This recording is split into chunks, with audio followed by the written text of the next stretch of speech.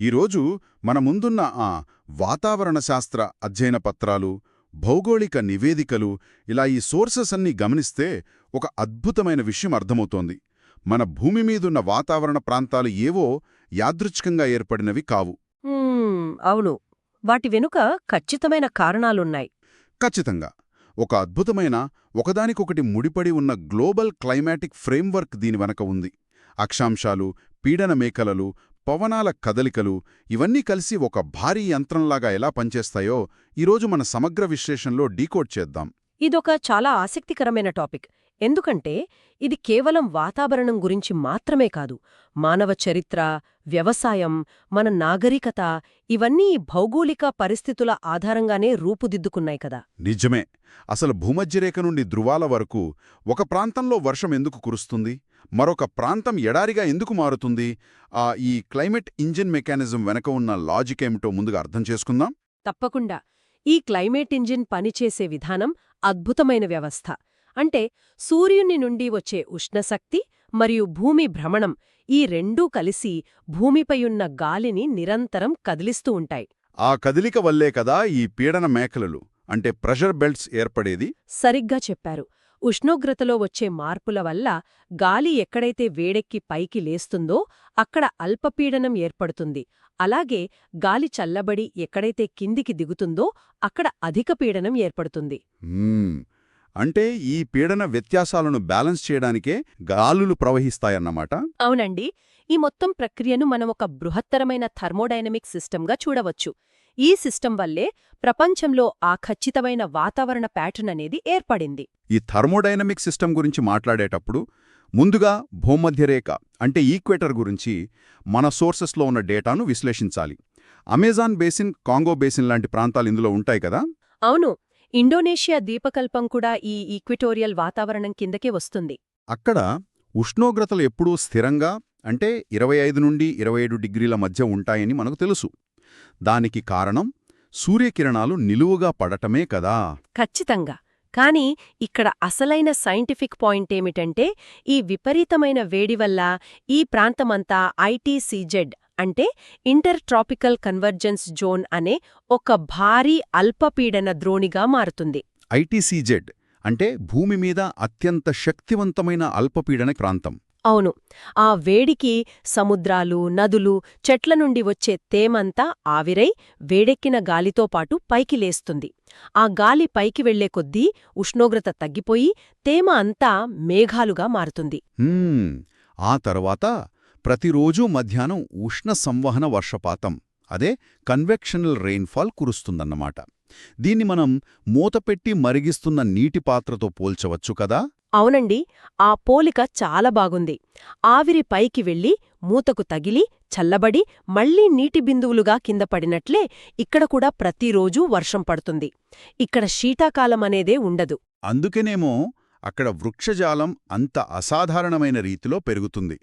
ఉదాహరణకు అమెజాన్ అడవులను గమనిస్తే చెట్లు సూర్యరశ్మి కోసం ఒక పెద్ద యుద్ధమే చేస్తాయి. అవును. చాలా ఎత్తుగా పెరిగి ఒక మల్టీలేయర్డ్ కెనోపీని ఏర్పరుస్తాయి. కింద నేలమీదకు సూర్యరశ్మి రానంత దట్టంగా ఉంటాయి సతతహరిత అడవులు. కాని ఈ ఐటీసీజెడ్ భూమధ్యరేఖ దగ్గర ఎప్పుడూ ఒకే చోట స్థిరంగా ఉండదు కదా. మన సోర్సెస్ దీన్ని చాలా ఆసక్తికరంగా వివరించాయి. నిజమే. భూమి వంపు తిరిగి ఉండటం వల్ల ఋతువులను బట్టి సూర్యుని స్థానం మారుతున్నట్లుగా అనిపిస్తుంది. దాన్ని బట్టి ఈ అల్పపీడన ద్రోణి కూడా ఉత్తర, దక్షిణ అర్ధగోళాలకు మారుతూ ఉంటుంది. ఈ కదలికే మనకు చాలా ముఖ్యం. ఎందుకంటే ఈ ఐటీసీజెడ్ కదలికనే మన భారతదేశం, బంగ్లాదేశ్, థాయిలాండ్ లాంటి దేశాల ఉష్ణమండల మాన్సూన్ వాతావరణాన్ని శాసిస్తోంది. ఖచ్చితంగా. వేసవికాలంలో ఈ ఐటీసీజెడ్ ఉత్తరం వైపుకు జరిగి భారత ఉపఖండం మీదకు వస్తుంది. అప్పుడేర్పడే తీవ్రమైన అల్పపీడనం హిందూ మహాసముద్రం మీదుగా ఉన్న తేమను తన వైపుకు లాక్కుంటుంది. ఇవే మన నైరుతి ఋతుపవనాలు. సూర్యుడితో పాటు ఈ సిస్టమంతా దక్షిణం వైపుకు వెళ్ళిపోతుంది కదా. అప్పుడు మన ప్రాంతంలో అధిక పీడనం ఏర్పడుతుంది. గాలి భూమి మీదుగా సముద్రం వైపుకు వీస్తుంది. గాలిలో తేమ ఉండదు కాబట్టి వాతావరణం పొడిగా మారుతుంది. అంటే పవనాల దిశ ఋతువులను బట్టి 180 డిగ్రీలు మారిపోవడమే ఈ మాన్సూన్ వాతావరణం వెనుక ఉన్న అసలు లాజిక్. ఇదొక అద్భుతమైన వాతావరణ ఊయల లాంటిది. నిజంగానే అద్భుతం. సరే, ఇంకొంచెం ముందుకు వెళ్ళి 20 నుండి 30 డిగ్రీల అక్షాంశాల వద్ద ఉన్న ప్రాంతాలను విశ్లేషిద్దాం. ఇక్కడ ఒక విస్మయం కలిగించే ప్యాటర్న్ కనిపిస్తుంది మనకు. ఉష్ణమండల ఎడారుల గురించి చెప్తున్నారా? అవును, ఉత్తర ఆఫ్రికాలో సహారా ఎడారి, అరేబియన్ ఎడారి, ఆస్ట్రేలియన్ ఎడారి ఇవన్నీ ఖచ్చితంగా 30 డిగ్రీల అక్షాంశం చుట్టుపక్కలే ఉన్నాయి. వర్షం పడదు, ఆకాశం ఎప్పుడూ నిర్మలంగా ఉంటుంది. అసలు భూమధ్యరేఖకు అంత దగ్గరగా ఉండి కూడా ఇవి ఎడారులుగా ఎందుకు మారాయి? ఇక్కడే మనం వాతావరణ శాస్త్రంలో హ్యాడ్లీ సెల్ అనే కాన్సెప్ట్ గురించి మాట్లాడుకోవాలి. ఇందాక మనం భూమధ్యరేఖ వద్ద గాలి మేడెక్కి పైకి లేస్తుందనుకున్నాం కదా? అవును, వర్షం ఇచ్చేసిన తర్వాత ఆ గాలి బాగా పొడిగా మారుతుంది. కరెక్ట్. ఆ పొడిగాలి అంతరిక్షంలోకి వెళ్ళిపోదు కదా, అది పై భాగంలో ధృవాల వైపుగా ప్రయాణించడం మొదలుపెడుతుంది. కానీ భూమి భ్రమణం వల్ల దాన్ని కొరియోలిస్ ఎఫెక్ట్ అంటారు. ఆ గాలి సగం దారిలోనే, అంటే సరిగ్గా ఈ 30 డిగ్రీల అక్షాంశం వద్ద మళ్ళీ కిందకు దిగుతుంది. ఓహో, అంటే పైకి లేచిన గాలి పక్కకు వెళ్లి మళ్ళీ కిందకు దిగుతోంది. ఈ వలయాన్నే హ్యాడ్లీ సెల్ అంటారా? అవునండి. ఈ గాలి కిందకు దిగుతున్నప్పుడు కుదించబడి మరింత వేడెక్కుతుంది. కిందకు దిగే గాలిలో మేఘాలు ఏర్పడే అవకాశమే లేదు, కాబట్టి వర్షం రాదు. వావ్, అందుకే అక్కడ శాశ్వతమైన అధిక పీడన మేఖలలు ఏర్పడ్డాయి. అంటే భూమధ్యరేఖ దగ్గర కురిసిన భారీ వర్షాల వల్లే దానికి ప్రతిచర్యగా ఈ మహా ఎడారులు సృష్టించబడ్డాయన్నమాట. అవును, ప్రకృతిలో ప్రతి చర్యకు ఒక పరిణామం ఉంటుంది అనటానికి ఇదొక గొప్ప ఉదాహరణ కదా. ఎక్కడో గాలి పైకి లేస్తే ఇంకో చోట అది కిందకు దిగాలి. ఈ మెకానిజం వింటుంటేనే చాలా ఆశ్చర్యంగా ఉంది. అయితే ఈ పీడన మేఖలలు కేవలం ఎడారులనే కాకుండా కొన్ని ఆకర్షణీయమైన వాతావరణ ప్రాంతాలను కూడా సృష్టిస్తాయని మన సోర్సెస్లో ఉంది. అవును, ముఖ్యంగా 30 నుండి 40 డిగ్రీల అక్షాంశాల వద్ద ఉన్న ఖండాల పశ్చిమ తీరాలను పరిశీలిస్తే అక్కడ మధ్యధరా రకపు వాతావరణం, అంటే మెడిటరేనియన్ క్లైమేట్ కనిపిస్తుంది. California, central Chile, South Africa, నైరుతి ఆస్ట్రేలియా ప్రాంతాలు కదా, ఇక్కడ పరిస్థితి కాస్త విలక్షణంగా ఉంటుంది. వేసవిలో వాతావరణం పొడిగా ఉండి శీతాకాలంలో వర్షాలొస్తాయి. దీనికి కారణం కూడా పీడన మేఖలల కదలికే.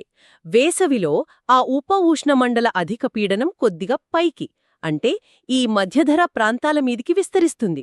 అధిక పీడనమున్నప్పుడు గాలి కిందకు దిగుతుంది కాబట్టి సముద్రం పక్కనే ఉన్న మేఘాలు ఏర్పడవు. అందుకే వేసవి పొడిగా ఉంటుందన్నమాట. ఖచ్చితంగా. కానీ శీతాకాలంలో సూర్యునితో పాటు ఈ మేఘల కిందకు జరగడం వల్ల ఈ ప్రాంతాలు పశ్చిమ పవనాల ప్రభావంలోకి వస్తాయి.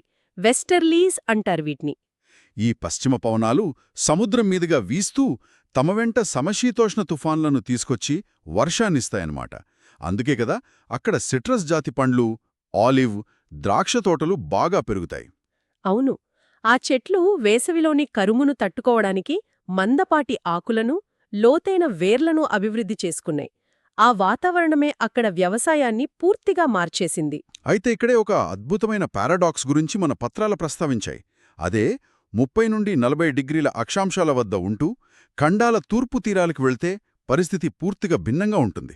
దాన్ని చైనా రకం వాతావరణమంటారు కదా. అమెరికా ఆగ్నేయ తీరం, తూర్పు చైనా ఇందులో ఉంటాయి. అవును, పశ్చిమ తీరంలో వేసవి పొడిగా ఉంటుందనుకున్నాం. కానీ ఈ తూర్పు తీరాలలో మాత్రం వేసవిలోనే భారీ వర్షాలు కురుస్తాయి. ఒకే లాటిట్యూడ్పై నుండి ఇంతటి వైరుధ్యం ఉండటానికి కారణమేంటి? దానికి ప్రధాన కారణం పవనాల దిశ. తూర్పు తీరాలలో వేసవి సమయంలో సముద్రం మీదుగా భూమి వైపుకు ఆన్షోర్ విండ్స్ వీస్తాయి. ఇవి సముద్రం మీదుగా రావడం వల్ల విపరీతమైన తేమను మోసుకొచ్చి భారీ వర్షాలను ఇస్తాయి. అంటే ఒకే అక్షాంశ రేఖ మీద పశ్చిమాన కరువుంటే తూర్పున వర్షాలు పడతాయన్నమాట. సముద్రం పవనాలు ఎంతగా ప్రభావితం చేస్తాయో కదా. నిజమే. వాతావరణం ఎంత డైనమిక్గా అవుతుందో ఇది స్పష్టంగా చూపిస్తోంది. సరే, మన ప్రయాణాన్ని ఇంకొంచెం పైకి, అంటే 40 నుండి 60 డిగ్రీల అక్షాంశాల వైపు తీసుకెళ్దాం. ఇక్కడ బ్రిటిష్ రకం వాతావరణం కనిపిస్తోంది. పశ్చిమ ఐరోపా, న్యూజిలాండ్ లాంటి దేశాల్లో ఇక్కడ అధిక పీడన ప్రభావం అసలుండదు. సంవత్సరం పొడవునా పశ్చిమ పవనాలు నిరంతరాయంగా సముద్రాల మీదుగా వీస్తూనే ఉంటాయి. అందుకే అక్కడ ఎప్పుడూ వర్షం పడుతూనే ఉంటుంది. ఆహా, లండన్ లాంటి నగరాల్లో ఎప్పుడు వర్షం వస్తుందో ఎవరూ ఊహించలేరు అనడానికి కారణమిదే. అవును, ఆ పశ్చిమ పవనాల వల్లే అక్కడ ఎప్పుడూ పచ్చదనం ఉంటుంది. అయితే మన స్టడీ మెటీరియల్స్లో ఒక ఆసక్తికరమైన పోలిక ఉంది, గమనించారా? ఉష్ణోగ్రతల వ్యత్యాసం గురించి. ఓ అవును, లండన్ మరియు కెనడా తూర్పు తీరంలో ఉన్న లాబ్రడార్ దాదాపు ఒకే అక్షాంశంపై ఉంటాయి గదా? కరెక్ట్. లాజికల్గా చూస్తే రెండింటి దగ్గర ఒకే రకమైన చలి ఉండాలి. కానీ పశ్చిమ ఐరోపా చాలా వెచ్చగా ఉంటుంది. కెనడా ఏమో తీవ్రమైన మంచుతో ఉంటుంది. ఎందుకలా? దీనికి కారణం సముద్ర ప్రవాహాలు. గల్ఫ్ స్ట్రీమ్ అంటారు గదా, మెక్సికో గల్ఫ్ నుండి మొదలయ్యే ఒక వెచ్చటి సముద్ర ప్రవాహం నార్త్ అట్లాంటిక్ డ్రిఫ్ట్గా మారి ఐరోపా తీరాన్ని తాకుతుంది. ఖచ్చితంగా. ఇది ఉష్ణమండలం నుండి భారీ స్థాయిలో వేడిని మోసుకొచ్చి ఐరోపా వాతావరణాన్ని వెచ్చబరుస్తుంది. ప్రకృతి ఏర్పరిచిన ఒక భారీ రూమ్ హీటర్ అనుకోవచ్చు దీన్ని. అదే సమయంలో కెనడా తీరానికి ఆర్క్టిక్ నుండి వచ్చే లాబ్రడార్ కరెంట్ అనే శీతల ప్రవాహం రావడం వల్ల అక్కడ విపరీతమైన చలి ఉంటుంది. కేవలం సముద్రపు నీటి కదలిక వల్ల రెండు దేశాల వాతావరణమే పూర్తిగా మారిపోతోంది. అసలు భూమి మీద ఈ సిస్టమ్స్ అన్నీ ఎంత అద్భుతంగా ఇంటర్కనెక్ట్ అయి ఉన్నాయో కదా. అసలుండదు. ఇలా సముద్రానికి దూరంగా ఉండటాన్ని ఖండత్వం లేదా కాంటినెంటాలిటీ అంటారు కదా. అవును.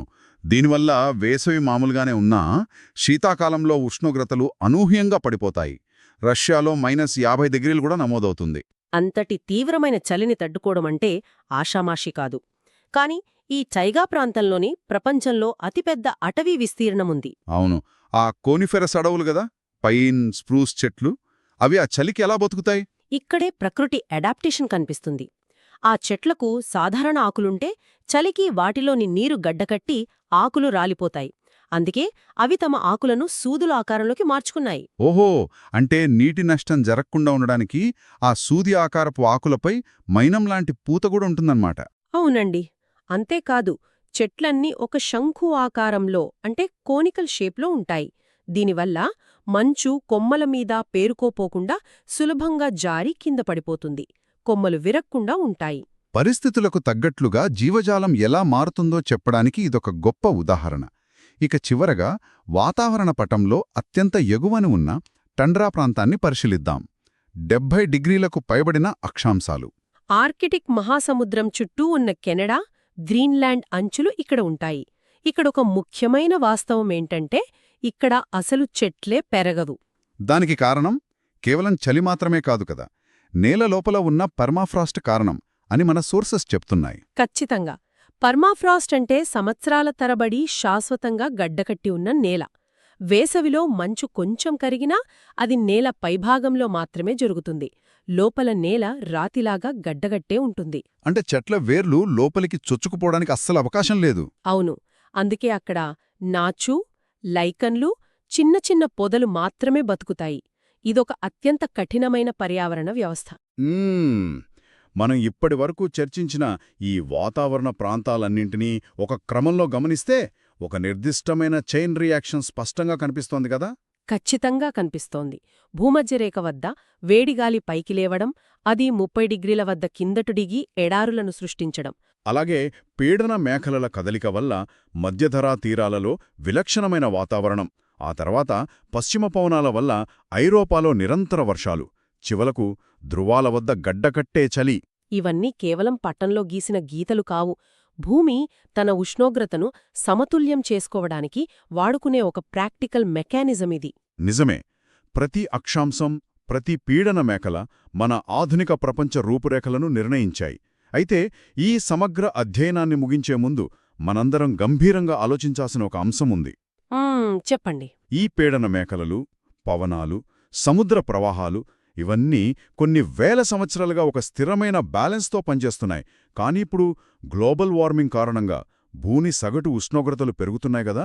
అవును. వాతావరణ మార్పులు చాలా వేగంగా జరుగుతున్నాయి. మరి ఈ ఉష్ణోగ్రతల మార్పు వల్ల మన ఈ క్లైమేట్ ఇంజిన్లోని పీడన మేఖలలు శాశ్వతంగా తమ స్థానాలను మార్చుకుంటే ఏమవుతుంది? భూమధ్యరేఖ వద్ద ఉన్న ఆ ఐటీసీజెడ్ మరింత ఉత్తరానికి జరిగితే ఎలా ఉంటుంది? అది నిజంగా ఊహించడానికే భయంగా ఉంది. ఆ 30 డిగ్రీల వద్ద ఉన్న ఎడారులు వ్యవసాయ భూముల వైపు విస్తరిస్తే పరిస్థితులు తారుమారవుతాయి. ఖచ్చితంగా. మనం నమ్ముకున్న వ్యవసాయ పద్ధతులు, ఆధారపడుతున్న ఋతుపవనాలు రాబోయే దశాబ్దాల్లో ఎలా మారిపోతాయో, ఈ వాతావరణ సరిహద్దులు చెరిగిపోతే ఉత్పన్నమయ్యే పరిణామాలెలా ఉంటాయో అర్థం చేసుకోవటం ఇప్పుడు మన ముందున్న అతిపెద్ద సవాలు. అవునండి.